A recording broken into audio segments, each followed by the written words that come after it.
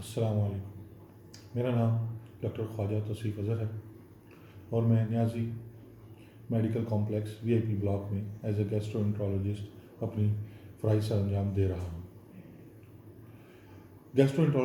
عام فہم میں لوگ میڈیکل اسپیشلسٹ کو ہی لیتے ہیں، جبکہ گیسٹرو ایک علیحدہ پوری ڈپارٹمنٹ ہے اور فیلڈ ہے۔ اس میں ہم سارے معدے اور چھوٹی آنت بڑی آنت کی بیماریاں اور جگر اور پتے کی بیماریاں اور لبا کی بیماریوں کے اسپیشلائزیشن کرتے ہیں، اور اس میں ہم تمام ان بیماریوں کا بذریعہ کیمرہ، جسے ہم انڈوسکوپی کہتے ہیں، سے تشخیص بھی کرتے ہیں، اور یہ ایک گیسٹرو ہی کر سکتا ہے۔ ہمارے پاس نیازی وی آئی پی کمپلیکس میں اب الحمدللہ اس ٹائم تمام قسم کی سہولیات موجود ہیں، جس میں ہم بڑی آنت کا معائنہ، چھوٹی آنت کا معائنہ، معدے کا معائنہ، اس کے علاوہ خون کی الٹیاں آنے کی صورت میں ان کا علاج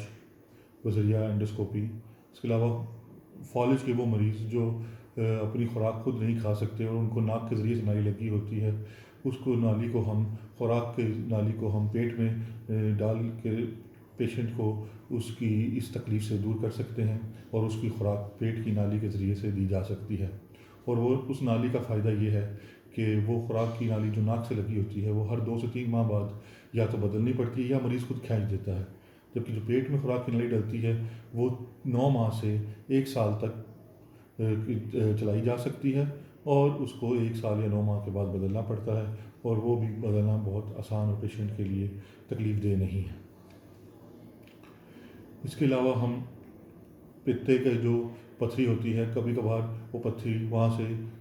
موو کر کے جگر کی نالیوں میں چلی جاتی ہے، جسے CBD کہتے ہیں یا انٹرہیپیٹک ڈکٹس کہتے ہیں۔ اس کا علاج بھی ہم ERCP کے ذریعے سے کرتے ہیں، اور وہ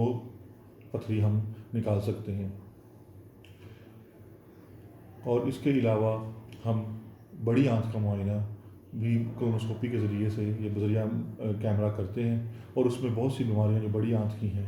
وہ ہم تشخیص کر سکتے ہیں، جس میں بڑی آنت کے السر وغیرہ، بڑی آنت کا کینسر ہو، یا بڑی آنت کی اور بہت سی بیماریاں ہوں، وہ ہم اس کے ذریعے سے تشخیص کر سکتے ہیں۔ آپ سب سے گزارش ہے کہ اگر آپ کو معدے، جگر اور بڑی آنت یا چھوٹی آنت کی بیماری ہو تو میڈیکل اسپیشلسٹ کی بجائے آپ گیسٹرو کو دکھانا پسند کریں، اور گیسٹرو ہی آپ کی ان بیماریوں کی تشخیص زیادہ بہتر انداز میں کر سکتا ہے۔ السلام علیکم ورحمۃ اللہ۔